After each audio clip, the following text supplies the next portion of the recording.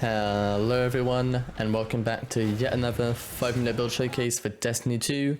Today looking at a build for the Solar Titan that gives us what is essentially restoration times 6, thanks to 5 different and stackable healing sources, making us literally unkillable in most activities. This build will focus on keeping you alive in a personal loop of healing, but I have also made a build to help us support our team as the ultimate healer class MMORPG style, and I'll leave a link to that video in the description and the comment section. But now let's check out the Solo Survivor Titan.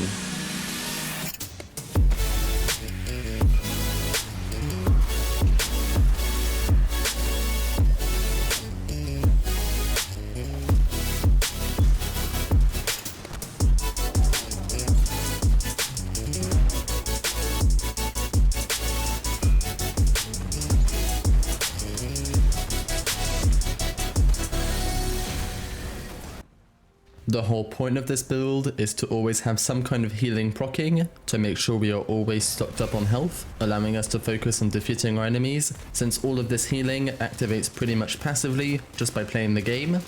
When it comes to the first element of this build, we have our exotic helmet, the Precious Scars, and its perk, Kintsugi. Final blows with weapons from our subclass type will create a burst of healing for ourselves and our teammates, equivalent to 60 HP on a 3-second cooldown. Reviving or being revived also grants us a full overshield for 10 seconds, and pairing this with a solid solo weapon will already allow us to heal from most kills, but the 3-second cooldown between heals is what we are going to fix.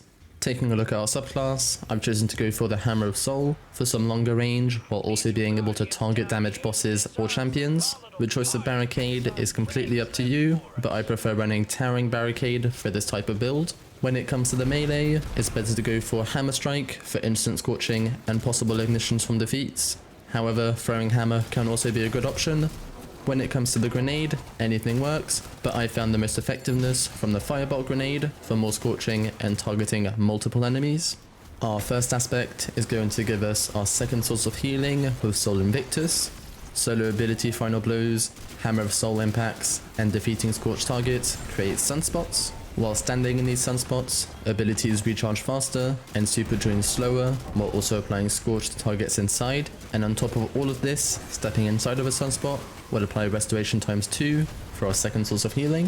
When it comes to our second aspect, I've chosen to run Roaring Flames, passively increasing the damage of our solo abilities, making our FIREBOLT grenades and melees even more deadly, granting us more chances to scorch and ignite targets for free. For our fragments, we're going to increase the potency of our restoration perk, while gaining the ability to use more grenades. Ember of Solace will increase the base duration of our restoration effects, while Ember of EMPYREAN will extend the duration of restoration from solo weapon or ability Final Blows, making the healing from this near permanent as long as we keep getting kills. Ember of Ashes will allow us to apply more scorch stacks to targets, giving more ignitions in the process. And our last fragment, Ember of Blistering, will grant us grenade energy from defeating targets with solo ignitions, and I found that using this paired with sunspots will mean we can almost spam FIREBOLT grenades in most cases. From this build, we already have 2 different sources of healing for what is essentially the equivalent of restoration times 3. Now our mods will give us 2 more sources of healing, while also increasing weapon damage and enhancing our ability loop. Our mods will first off create a ton of orbs of power with Harmonic Siphon and Firepower mods for orb generation from solo weapon and grenade Final Blows. These orbs will grant us stacks of armor charge, being used up in multiple different effects. To make sure we can maintain these stacks, I've equipped a charged up mod for an extra armor charge slot and time dilation to increase the duration of stacks to 15 seconds. To benefit from these armor charges, I'm running 2 sets of solo weapon surge for a 17% buff to solo weapon damage, helping us defeat enemies faster, and in turn proccing Kintsugi more often. I'm also using a Font of Restoration mod to give me a 30-point boost to recovery, allowing us to naturally restore health faster when restoration is not active, acting as our third source of healing in this build.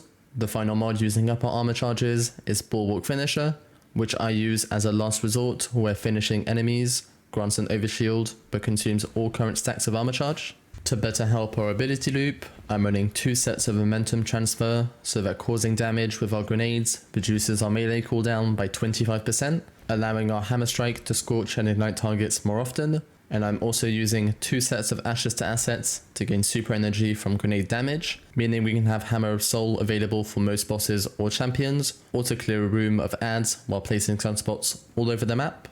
Acting as our 4th source of healing in this build, I've decided to run a Recuperation mod to restore 70 HP from overpower pickups, and thanks to our previous mods, we are already producing a ridiculous amount of orbs of power.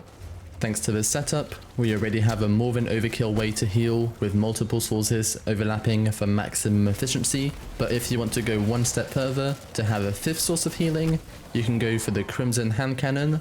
This is in no way an essential part of the build, but its perk Cruel Remedy means that kills from this weapon heal the wielder, so you could, in theory, use this in between Kintsugi's solo weapon cooldowns to heal from every final blow on top of the near continuous restoration. So there you go, a build that grants up to 5 different sources of healing for what is essentially the equivalent of restoration times 6 to make you the ultimate solo survivor in Destiny 2 with the Solar Titan. This build has just been ridiculous to run in both solo legend and master content, as well as group content in both endgame and more casual stuff like the seasonal activity. As always, I'll leave a screenshot to mod placements right here, and I'll put a dim link in the description for you to check out. Of course, if you enjoyed this build showcase, please be sure to like the video and subscribe to the channel for more content every week, and I'll see you in the next one.